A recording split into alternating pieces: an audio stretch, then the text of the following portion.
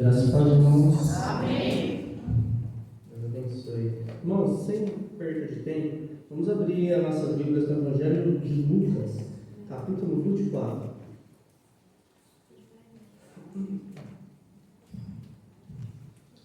Evangelho de Lucas, capítulo 24.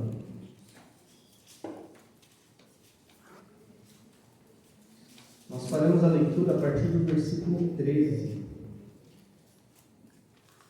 Gostaria de pedir, ô Victor, por gentileza, conseguiram trazer uma água? Peço desculpa para os irmãos, na verdade eu estou um pouquinho gripado. Então desculpa a voz fanha aí, se desceu. Lucas 24, 13. Todos encontraram? Achou vocês são misericórdia, hein? Chegou desde ontem. Tá certo. Lucas 24, 13. Feliz mais uma vez aqui de ver o Felipe, a família. Amém? Deus abençoe vocês. Vamos fazer a leitura do texto, tá? Naquele mesmo dia, dois deles estavam de caminho para uma aldeia chamada Emaús, distante de Jerusalém, 60 estádios.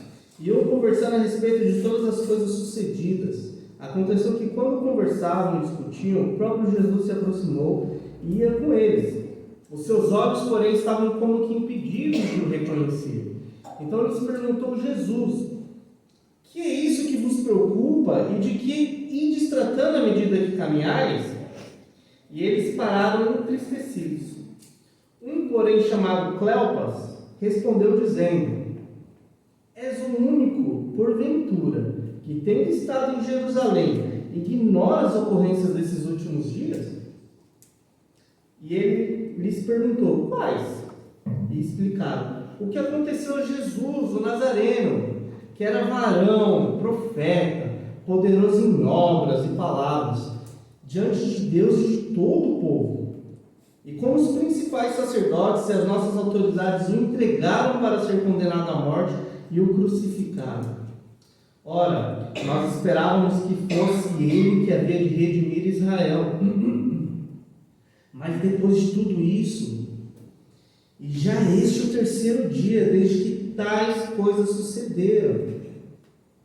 É verdade também que algumas mulheres das que conosco estavam nos surpreenderam, tendo ido de madrugada ao túmulo e não achando o corpo de Jesus. Voltaram dizendo terem tido uma visão de anjos, os quais afirmaram que ele vive.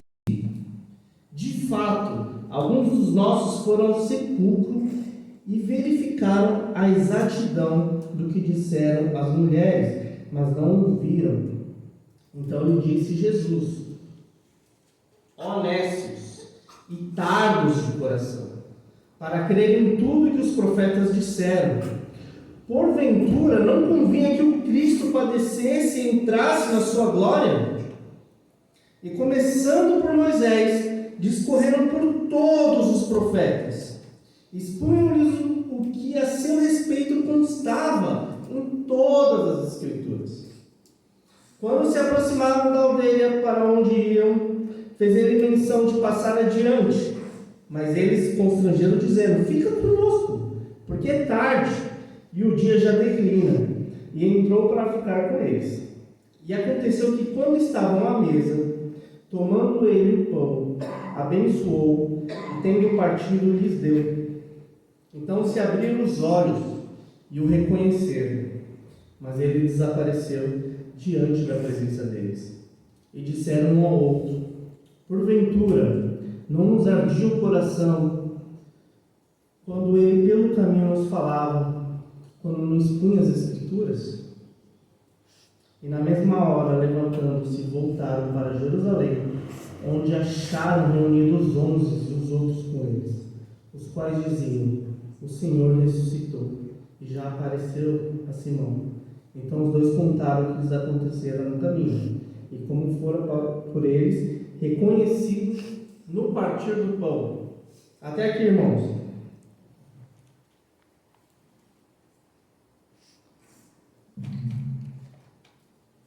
Tentarei ser breve. Irmãos, existe uma pergunta cristão hoje deveria ser capaz de responder. E essa pergunta é o seguinte: do que falam as Escrituras? Ou, melhor dizendo, qual é o tema central das Escrituras?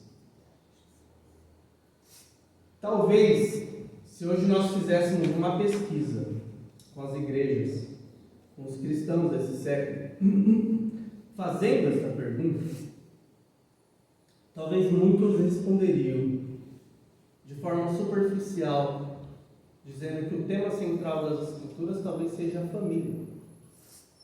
Que Deus tem algo para minha família e que minha família tem que ser abençoada nessa terra. Outros ainda acreditam que, de forma ainda superficial, responderia que o tema central das Escrituras é o amor.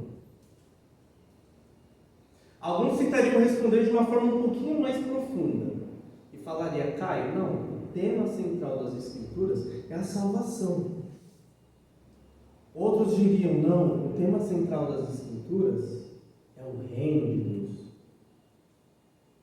Embora as Escrituras ela tenha todos esses temas que eu acabei de citar, eles não são o tema central. A Bíblia, ela não é apenas um conjunto de livros independentes, ou um livro apenas de princípios morais, conjunto de regras que nós devemos seguir, ou uma grande biografia de grandes homens que pisaram na terra. Ela também não é um manual de autoajuda espiritual. As Escrituras, elas falam unicamente de uma pessoa, que é Jesus Cristo. Ela conta a história de como um Deus santo e justo salva seu povo injusto, pecadores injustos, através da morte do seu Filho Jesus Cristo, a qual ele é entregue, carregando o nosso pecado, junto com ele a culpa, e assim é despejado nele a ira de Deus. Quando a ira de Deus é despejada no Filho, Deus satisfaz a sua justiça. E agora esse Cristo justo, ele é justo e justificador de todo aquele que crê. E ordena que todos os homens, em todos os lugares, se arrependam e creiam. De Gênesis a Apocalipse, conta essa história da redenção, para que tudo venha se convergir no Filho, em Cristo. Ele é o personagem principal dessa história. Nem eu, nem você. A Bíblia inteira, a partir de Gênesis, o Antigo Testamento, ou Tanakh, para os judeus, conta a promessa dessas coisas. Os evangelhos mostram o cumprimento dessas coisas. As cartas, a explicação. E o Apocalipse, a consumação de todas essas coisas. Hoje, infelizmente, muitos podem conhecer as Escrituras, conhecer as histórias das Escrituras e perder o Cristo das Escrituras. Você pode conhecer a história de Noé e não reconhecer Cristo como a arca. Você pode conhecer a história de Moisés e não reconhecer Cristo como mediador maior. Você pode conhecer a história de Abraão e não reconhecer Cristo como Isaac sendo entregue. Pode conhecer a história de José, não reconhecer Cristo sendo entregue por poucas moedas, assim como José foi vendido. Pode conhecer a história de Davi e não reconhecer o rico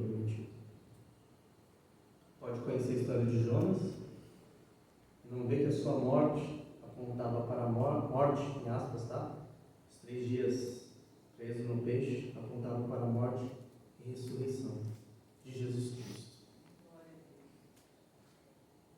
Esses homens que nós acabamos de ler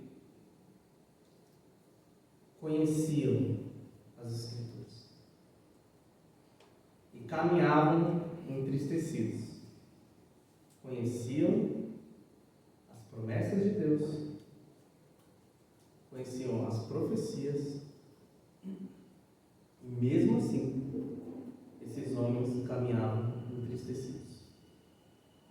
E existe um ponto aqui que eu não quero entrar muito na questão introdutória a respeito de Lucas, mas Lucas era um médico grego.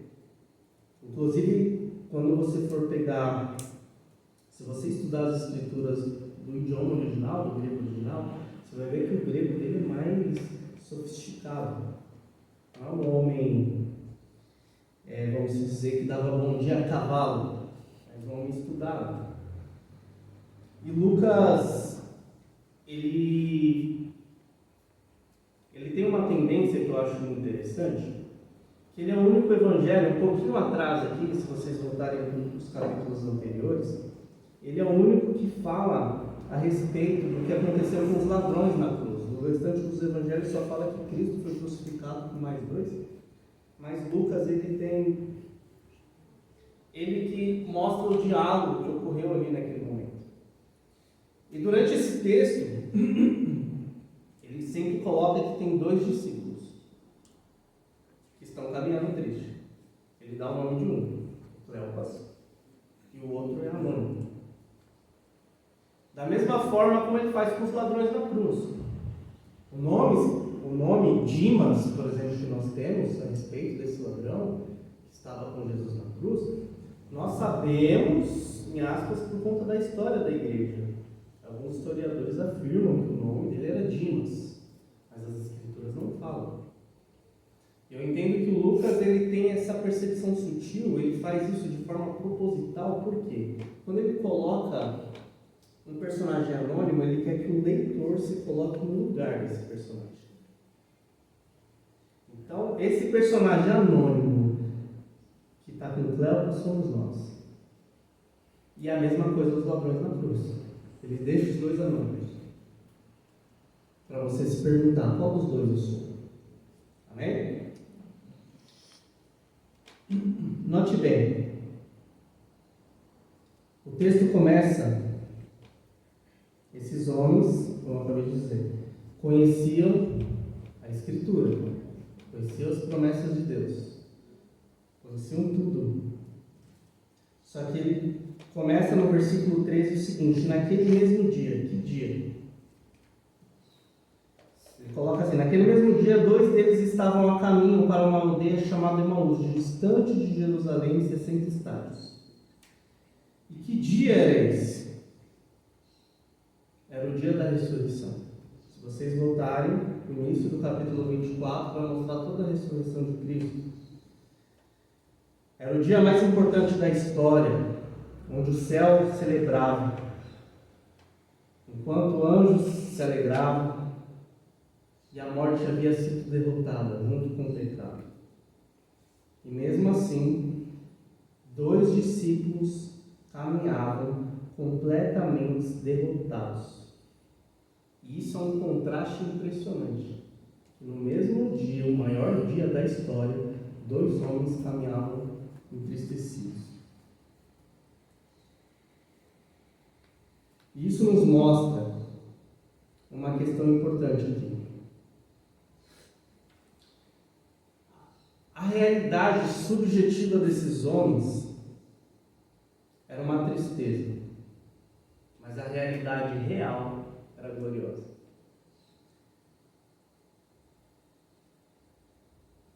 Isso nos mostra, irmãos, que a nossa percepção nem sempre corresponde à realidade. Às vezes você olha ao seu redor, só com aquilo que você vê, e você acha que está tudo acabado.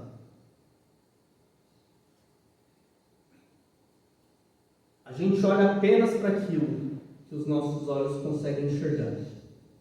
Mas a Bíblia ela vai dizer que Deus trabalha no invisível. Isaías 55:8 diz que seus pensamentos são mais altos que o nosso. Nós não conseguimos entender o plano de Deus. A providência divina, frequentemente, é silenciosa. Quando nós pensamos que Deus está ausente, Ele já está escrevendo o próximo capítulo da história.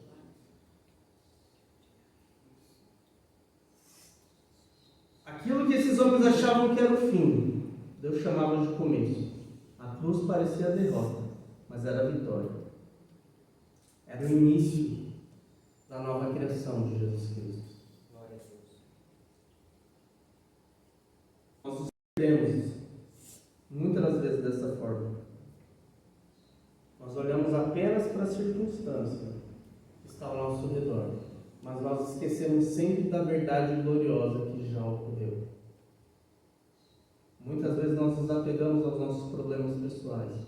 Eu não quero aqui, de longe, irmãos, eu não gosto de mensagem triunfalista, mas eu não posso negar que o Senhor, mesmo nos oferecendo a graça, a salvação, Ele ainda continua nos abençoando nessa terra.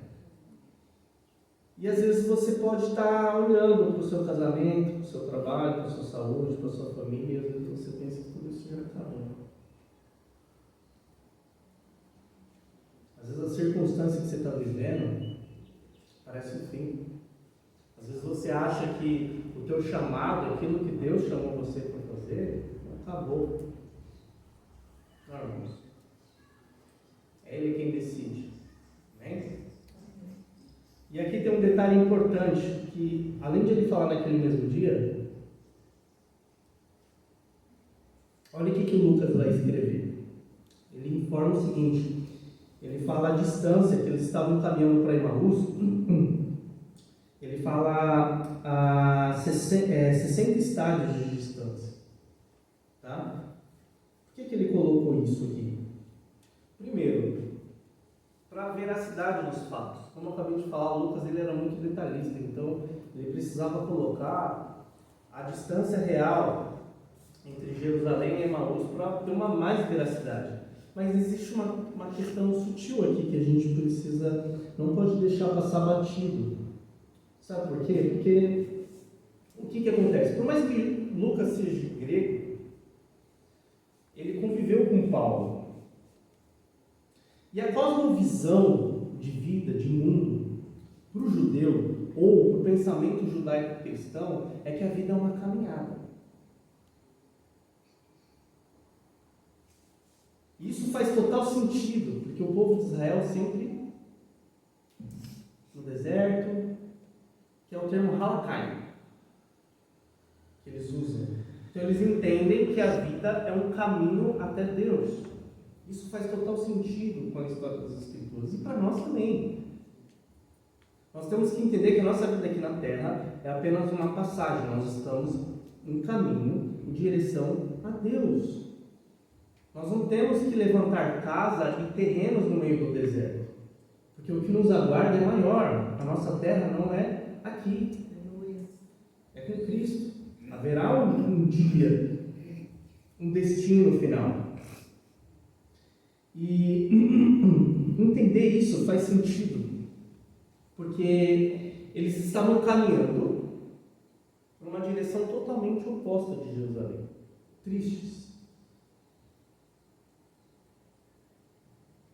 E Jerusalém aqui, ela representa a promessa, era o lugar da presença de Deus, era o centro da esperança messiânica que os judeus aguardavam. E agora esses dois homens estão caminhando em direção oposta. Isso não te lembra uma coisa? Sempre que nós perdemos Cristo de vista, nós temos essa mania de alterar o nosso caminho e voltar para uma caminhada antiga.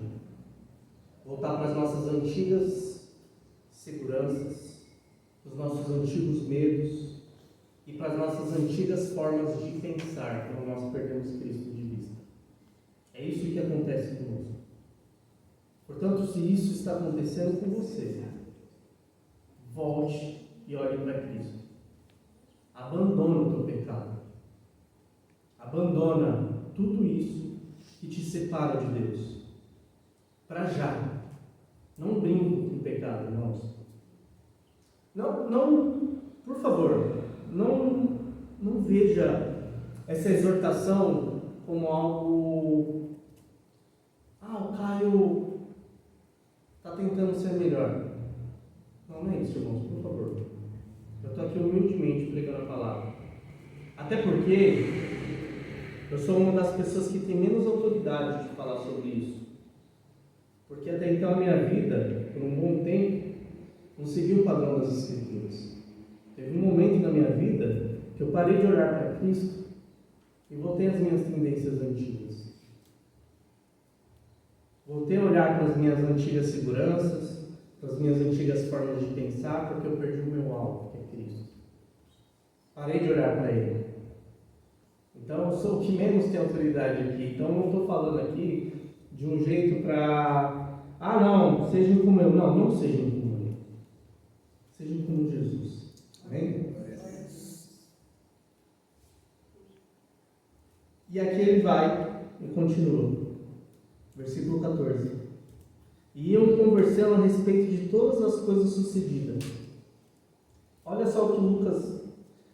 Ele utiliza um verbo aqui que ele transmite uma ideia de conversa contínua. Ou seja, eles não paravam de pensar naquilo. Constantemente na caminhada, eles estavam pensando sobre a derrota ali, em aspas. A cruz dominava a mente deles. Agora, observe algo muito interessante aqui, meus irmãos. Eles falavam sobre Jesus, mas Jesus ainda não era o centro da conversa.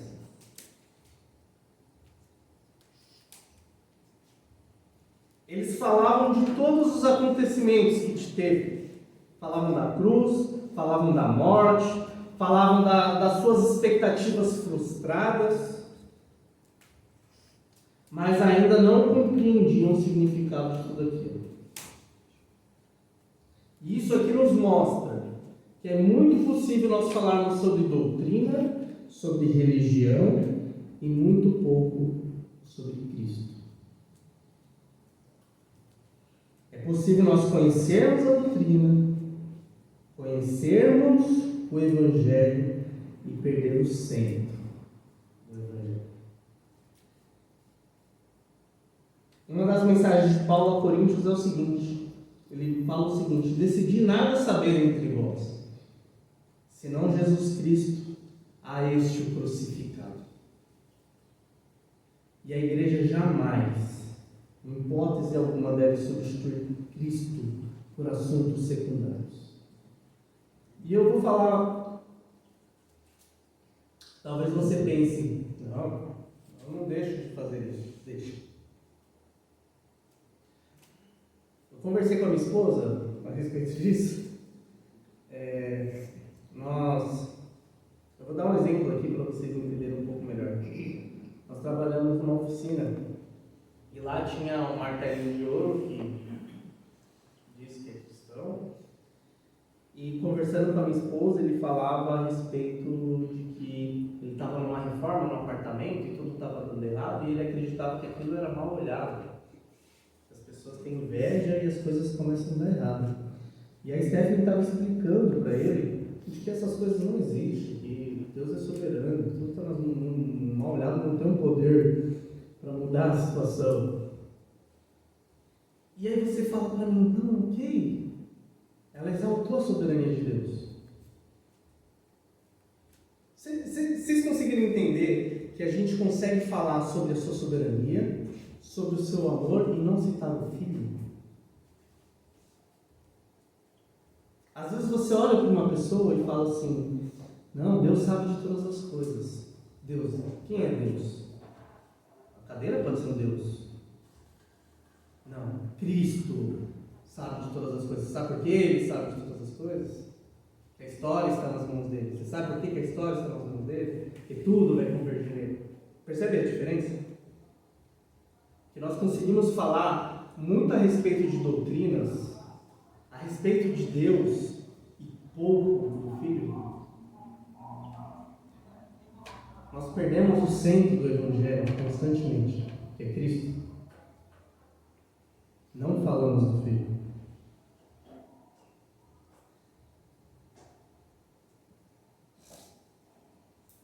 Existe uma entrevista com um grande pregador, John Piper. E pergunto a John Piper o seguinte: John Piper, como eu sei que a minha mensagem foi boa ou verdadeira? Ele fala o seguinte: você quer saber se você pregou o Evangelho? É simples. Se a mensagem que você pregou, o judeu e o muçulmano te odiar, então você pregou certo. Porque se eu falar do amor de Deus, o judeu e o muçulmano vão concordar comigo. O judeu vai falar: Yahvé é amoroso. O muçulmano fala: não, Allah é amoroso. Não, Deus é amoroso, Deus é bom. Mas se eu falar do Filho, que Ele é o Redentor, que Ele é o próprio Deus, que é por meio dEle, tudo é para Ele, tudo é... Ai, pronto. Aí você vai ser apedrejado. Entendem a diferença? Próximo versículo 15. E aconteceu que quando conversavam e discutiam, o próprio Jesus se aproximou deles. Ia com eles. E aqui é a parte que é maravilhosa, porque Lucas ele poderia simplesmente dizer: Jesus apenas apareceu. Mas aqui ele fez questão de enfatizar o próprio Jesus, o Cristo ressuscitado, o vencedor da morte, o Rei do Universo. Ele vai de encontro a dois discípulos desanimados. E aqui nós vemos a doutrina, uma das doutrinas mais belas das Escrituras, que é a graça que toma a iniciativa. Jesus, eles não procuravam a Cristo, Cristo procurava eles. Isso, irmãos, é toda a história da redenção, desde o início. Foi Deus que procurou Adão, foi Deus quem chamou Abraão, foi Deus que apareceu a Moisés, foi Cristo que chamou os discípulos, foi Cristo que encontrou Saulo no caminho do Damasco. E essa é a diferença do Evangelho para a religião. Porque a salvação, ela não começa com o homem, sempre começa com Deus. É Deus que salva o seu povo, desde os primórdios da eternidade. 16. Aqui tem um detalhe importante. Olha o que ele vai escrever. Os seus olhos, porém, estavam como impedidos de o reconhecer. Ou seja, aqui Lucas ele não está dizendo que eles estavam apenas distraídos. Ou seja, olha o verbo aqui que ele está dizendo. O verbo indica: os seus olhos estavam impedidos. Ou seja, eles não reconheceram Jesus, não conseguiram reconhecer porque eles são TDAHs ou não perceberam que ele estava com manto ou alguma coisa do tipo. Não. Olha o verbo. Estavam como impedidos de reconhecer. O que nós entendemos aqui? Porque aqui existe um propósito divino de Cristo com eles. Cristo cegou por um momento. Jesus ele poderia muito bem ter já revelado sua identidade, aparecido e ter falado: ó, sou eu, Cristo. Mas ele não fez isso. E por que ele não fez isso? Vamos continuar. E aqui ele vai ensinar um propósito e um princípio que nós temos que levar adiante.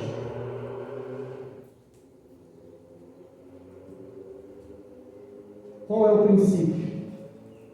Que a fé verdadeira ela nasce da palavra. Cristo vai abrir as escrituras com eles posteriormente. Depois ele vai abrir os olhos. E isso é o que acontece hoje, irmãos. As igrejas hoje estão lotadas de pessoas que procuram experiências extraordinárias. Querem ir no culto, querem ter visões, querem ver milagres, querem ver sinais.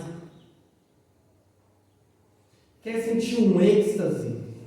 É o famoso evangelho da dopamina hoje. Você vai para o culto, você chora, sente aquele êxtase. Eu não estou dizendo, irmãos, que é proibido você se emocionar. Amém? Mas o grande problema é quando você vicia no evangelho da dopamina. E hoje está cheio de pessoas assim. E Cristo aqui ele vai escolher outro caminho. Ele vai abrir primeiro a Escritura, para depois esses homens terem experiência. Que nós entendemos que a fé, ela nasce da palavra de Deus, ela vem por ouvir a palavra de Deus. E toda conversão que nasce da emoção, ela vai morrer rápido. Você não vai prevalecer de pé. Porque a sua emoção é assim. Tem dia que vocês vão estar bem, tem dia que vocês vão estar mais depressivos, tem dia que vocês vão estar mais alegres. Já pensou se sua fé dependesse da sua emoção? Como muitos fazem. Eu preciso confiar nas Escrituras. Indiferente se eu estou sentindo ou não. Está escrito e ponto final. Eu olho para o Felipe ali, Felipe, vou dar um exemplo aqui. A família dele é abençoada. Está aqui conosco. Eu não senti de dar um abraço nele, não. Não, está escrito, eu preciso amá-lo. Ele é meu irmão, ponto final. Indiferente se eu estou triste, se eu estou alegre, se eu... Acabou. Eu já não senti no coração de trazer algo para a casa do Senhor. Não, é uma ordenância.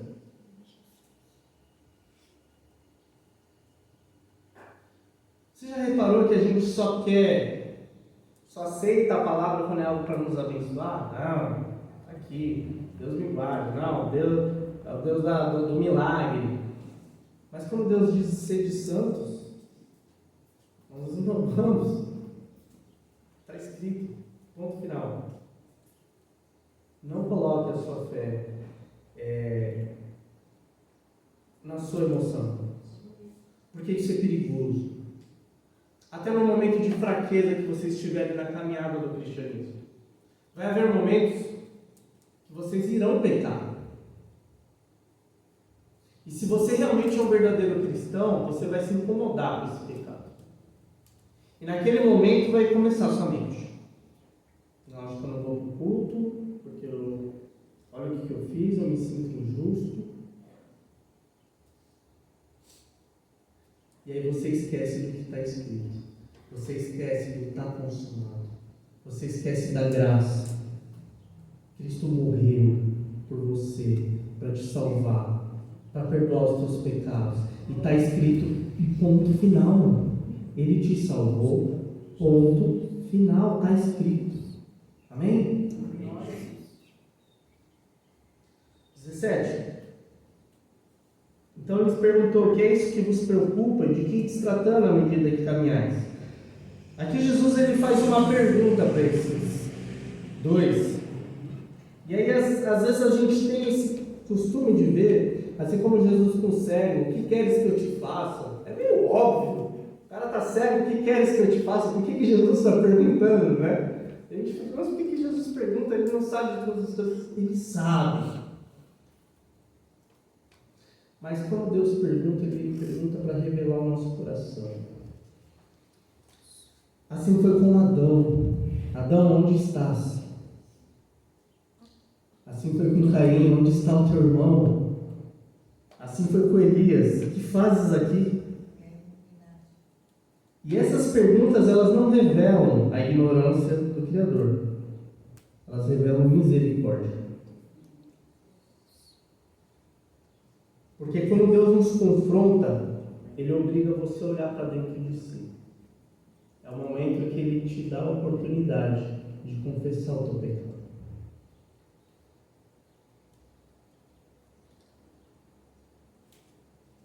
E aí é onde o momento que Deus usa muitas circunstâncias para fazer pergunta ao nosso coração. Ele usa essas circunstâncias. E essa é a pergunta: para você entender o que realmente controla a sua vida, em quem está a sua esperança e o que acontece quando os seus planos fracassam. Ou seja, esses dois homens, eles acreditavam no Messias político. Era comum em Israel. Muitos dos apóstolos ali, provavelmente, Judas Iscariotes, por exemplo, ele vinha de uma região, que é Iscariotes, era o pessoal que gostava de fazer, como posso dizer, greve, contra o governo ali, fazia protestos. Era um povo que tinha essas questões. Então, Judas provavelmente acreditava, não só ele, mas como Israel estava sob domínio de Roma, eles acreditavam que o Messias chegou, Jesus vai chegar aqui no cavalo branco, vai passar a espada nos romanos, vai sentar no trono de Davi, e está tudo certo. Então, provavelmente, essa era a expectativa desses homens. Eles acreditavam no Messias político. E aí, por isso que Cristo faz a pergunta. E aí percebe, 18, porém chamado Cleopas respondeu: és o único porventura que, tendo estado em Jerusalém, ignoras a ocorrência desses últimos dias? Olha que ironia. Eu acredito que seja a maior ironia do Evangelho, porque eles perguntam ao único homem que sabia de tudo se ele desconhecia os acontecimentos. O autor da história, o Logos vivo, estava ouvindo alguém explicar a história de como que aconteceu. E na cabeça deles, eles achavam que estavam informando Jesus sobre alguma coisa. Só que era o contrário. Era Jesus que ia explicar a história para esses homens. E quantas vezes, irmãos, nós fazemos isso? Quantas vezes em nossas orações nós achamos, nós queremos explicar para Deus como Ele deve agir? Quantas vezes nós achamos que nós entendemos a situação melhor do que Ele? Nos frustramos. Senhor, por quê? Não, Senhor, mas assim não dá, Senhor. É o mesmo que esses homens estavam fazendo. A grande questão é que Cristo, Ele nunca perde o controle da história, e nunca perdeu o controle da história. A história toda está nas mãos de Cristo. Ele é o único que é capaz de desatar o livro dos seus 7 selos. Toda a história do mundo está na mão de Cristo. Nós não podemos mudar este fato. Reconheça isso, irmãos. Mesmo num momento difícil. Eu sei que não é fácil. Gosto de usar aqui, um testemunho recente nosso. Eu e minha esposa perdemos um filho.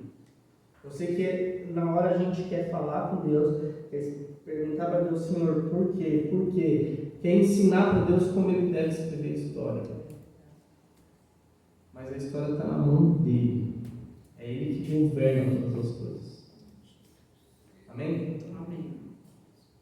E aqui do 19...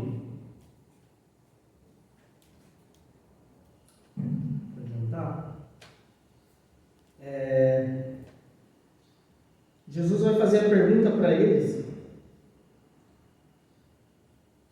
Jesus vai perguntar quais. Eles vão explicar, a partir do 19. Eles vão explicar todas as coisas aqui.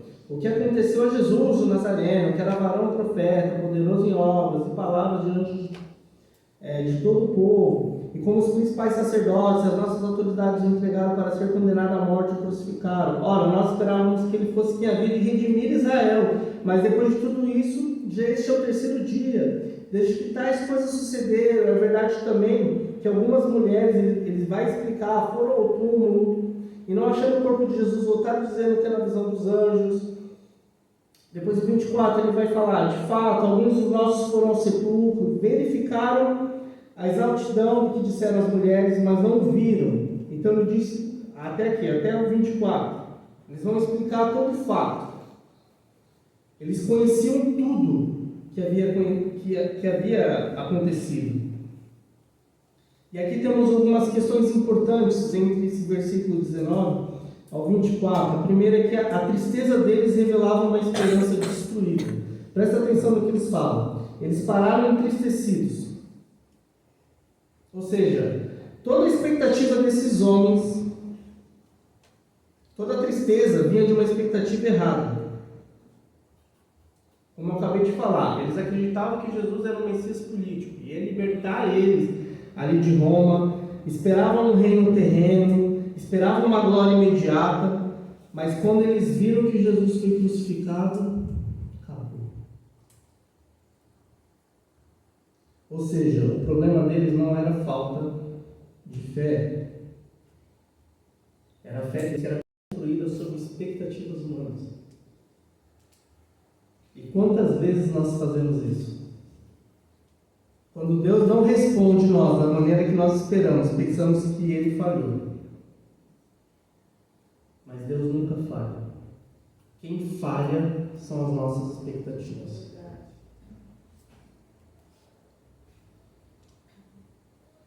Como eu acabei de mencionar, eles conheciam o fato, mas eles não conheciam o plano.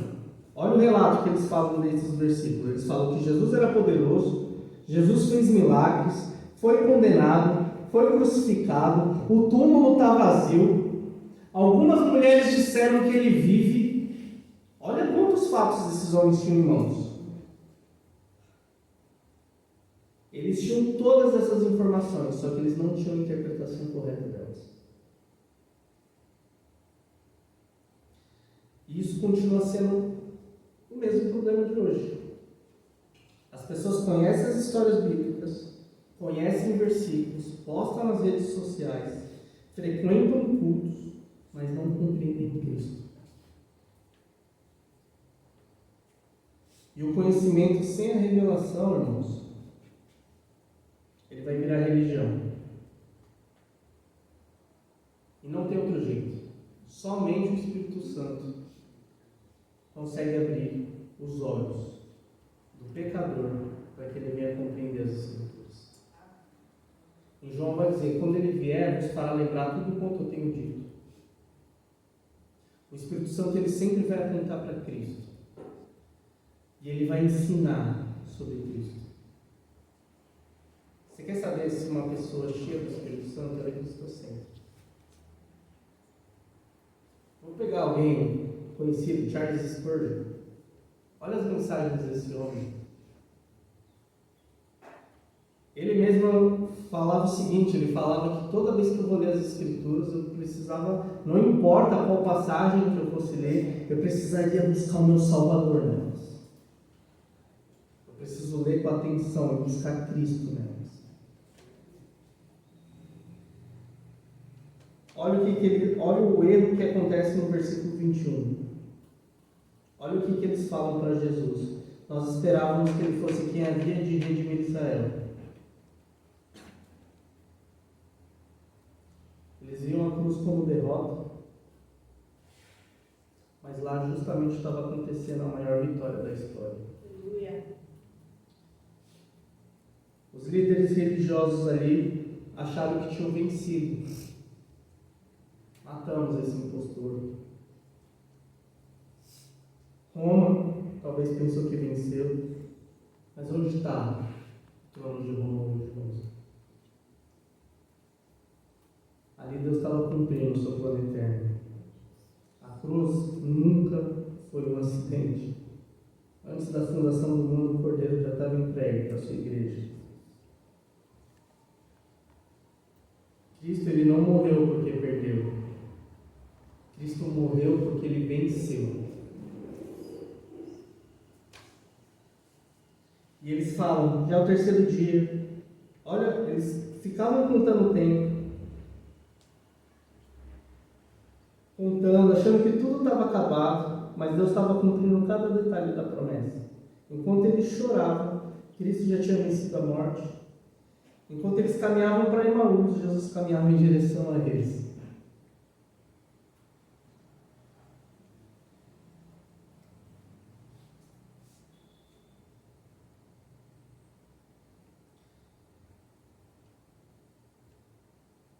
Deus sempre trabalha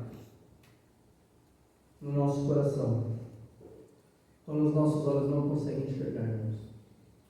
E eu tenho certeza que isso já aconteceu com vocês. Em algum momento, se não aconteceu, vai acontecer. Você vai olhar para aquela situação, você não vai conseguir enxergar Deus, você não vai conseguir enxergar Cristo soberano, mas Ele vai vir atrás de você, assim como Ele fez com esses dois homens. Porque a providência dele nunca para. Mesmo quando o céu parecer silencioso para vocês. Mesmo quando nós não entendermos. Mesmo quando tudo parecer perdido, Cristo continua conduzindo a história. E é exatamente isso que esses homens eles vão descobrir mais à frente. Porque Cristo ele vai abrir a Escritura para eles e vai revelar que toda a Bíblia aponta para Ele. Olha o que Jesus vai falar para eles. Honestos e tardos de coração, para crer em tudo que os profetas disseram, porventura convinha que Cristo padecesse e entrasse em sua glória, começando por Moisés, discorreram por todos os profetas, expunham-nos o que a seu respeito constava em todas as Escrituras. E aqui nós encontramos a maior declaração das Escrituras. Cristo é o centro das Escrituras.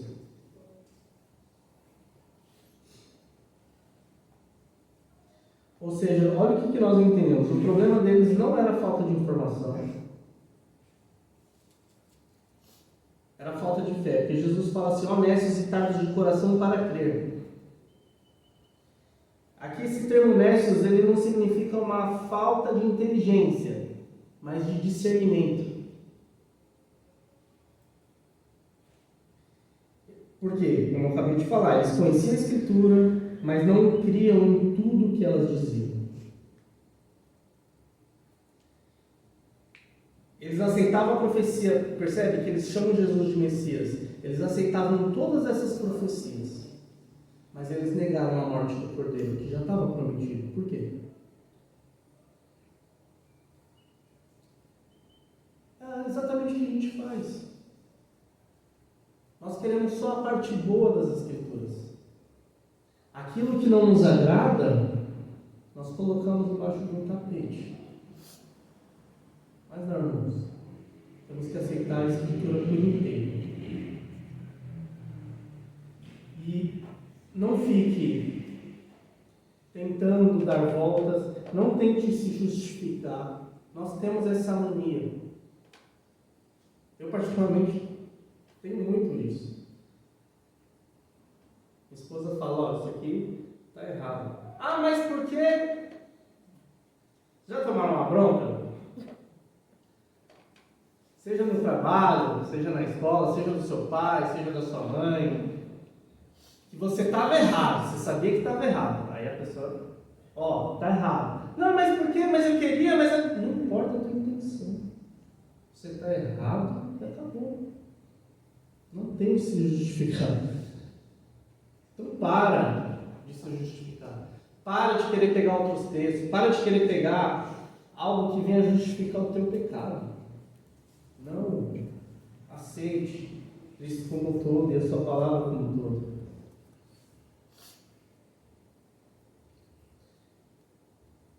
Agora vocês imaginam essa cena aqui, ele falando, começando por Moisés e por todos os profetas. O maior mestre da história está dando a maior aula bíblica da história para esses homens. Talvez ali, naquele momento, eles estão percorrendo o Antigo Testamento inteiro. Talvez ali, aqueles homens já comecem a entender o Cordeiro da Páscoa em Cristo, o maná do deserto, a rocha ferida que sai água, a apontava para Cristo. O sumo sacerdote apontava para Cristo. O rei Davi para o rei perfeito.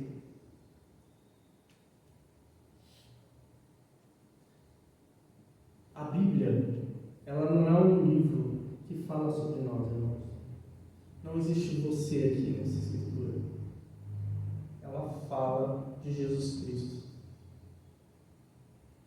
Ela aponta para Jesus Cristo. E me enoja de verdade quando eu vou ouvir um sermão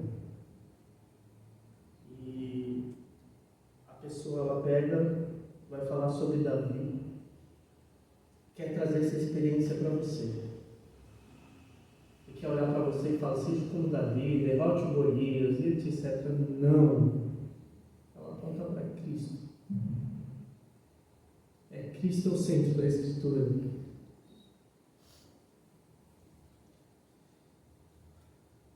Vamos um pouquinho mais adiante, porque eu estou sem muito tempo. Queria ter mais tempo, mas olha o que o texto diz. Quando se aproximaram da aldeia, mais à frente, tá, irmãos? Quando se aproximavam da aldeia para onde ia, fez ele menção de passar adiante, mas eles os constrangeram dizendo, fica conosco, porque é tarde, o dia já declina, e entrou para ficar com eles. Aqui Jesus ele vai mostrar que ele deseja ser desejado pela sua igreja.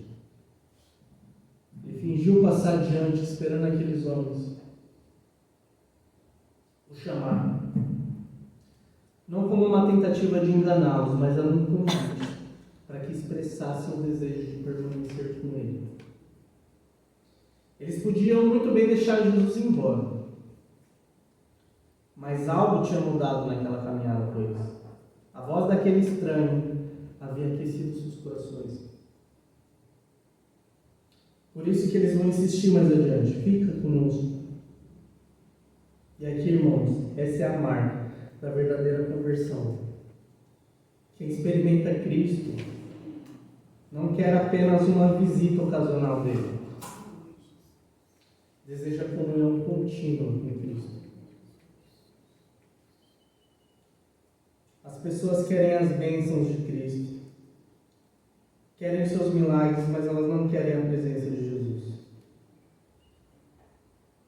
E esses homens aqui, que um deles pode ser você, nos ensinam que a maior alegria não era chegar em Emaús, mas permanecer com Cristo.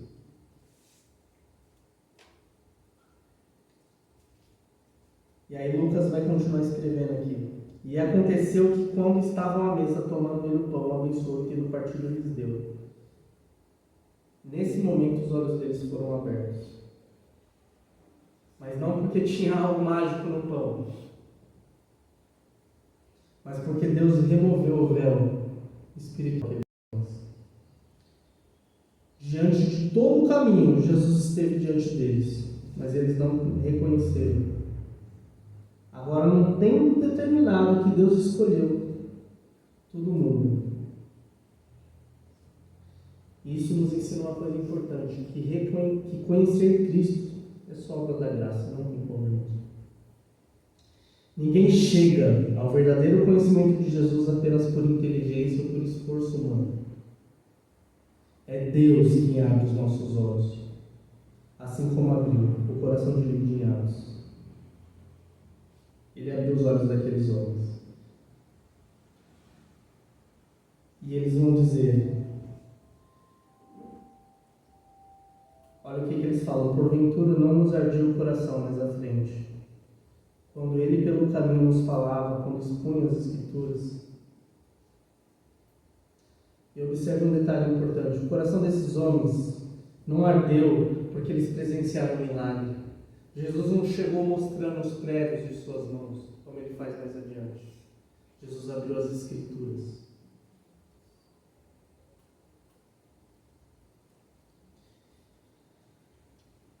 Não foi uma experiência emocional. E isso aqui vai nos mostrar uma verdade importante que a igreja precisa ter hoje.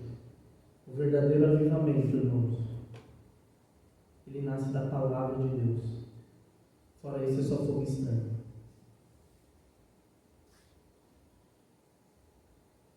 Há quem busque muitas experiências extraordinárias, sinais, emoções intensas hoje na igreja. Mas Jesus escolheu outro caminho aqui nesse texto. Antes de abrir os olhos desses homens, ele abriu as Escrituras. E a nossa fé, ela não deve ser alimentada por sensações passageiras, mas pela verdade da palavra, aplicada pelo Espírito Santo. Quando Cristo é fielmente anunciado no púlpito, o coração do povo de Deus é aquecido. Eu tiro isso por mim. No momento que realmente eu me converti, no momento que realmente eu tive um encontro com Cristo, eu quis mais de Jesus. Eu queria aprender mais de Jesus. E me cansava ir para a igreja porque durante os cultos pouco se falava dele. Isso me revoltava e eu não entendi o que estava acontecendo. E eu, junto com a minha esposa, às vezes eu sentava, começava uma pregação,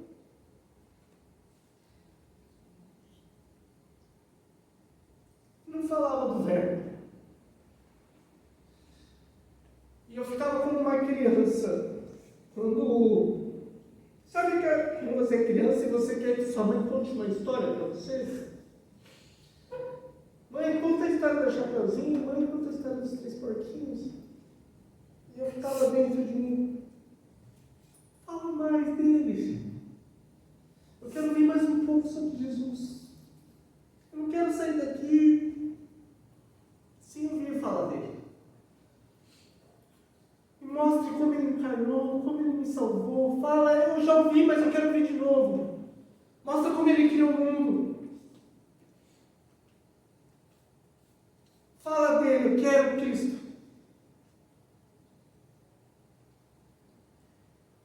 E é isso que acontece, irmãos. Quando você encontra Cristo, você nunca vai permanecer o mesmo. Esses homens, eles estavam desanimados, decepcionados. Eles estavam caminhando numa direção oposta de Jerusalém, sem segurança. Mas agora tudo mudou. Eles encontraram Cristo. A tristeza deu lugar à alegria. Não estou dizendo que você vai estar sempre alegre. Talvez em muitos momentos a gente vai ter um momento de tristeza, de dúvida. Mas a todo momento Cristo nos acolhe da mesma forma que Ele fez aqui. E a tristeza dá lugar à alegria. A dúvida dá lugar à certeza. E o medo dá lugar à coragem. Não tem como. O encontro com Cristo sempre transforma. Pode ter lutas, fraquezas, dificuldades, mas ninguém permanece igual depois que tem um encontro com este ser. E eu queria encerrar aqui fazendo uma pergunta. Talvez você frequente a igreja há anos, talvez você participou de todas as liturgias, se batizou, foi profeta, deu mortal carpado, não quero saber. Conhece a Bíblia de ponta a ponta, conhece as histórias bíblicas, sabe versículo. Mas a pergunta que eu faço para você é: o seu coração arde quando Cristo é anunciado nas Escrituras? O Espírito Santo hoje na igreja ainda continua usando a palavra para abrir os olhos, transformar vidas e fortalecer a fé. Por isso que nós temos que buscar menos entretenimento e mais exposição fiel das Escrituras. Uma igreja que é saudável, ela é saudável não quando ela oferece melhores espetáculos, como aconteceu hoje. Deu problema no som, ficou chiando. Não. A igreja, ela se torna saudável quando Cristo é o centro da pregação. Glória a Deus.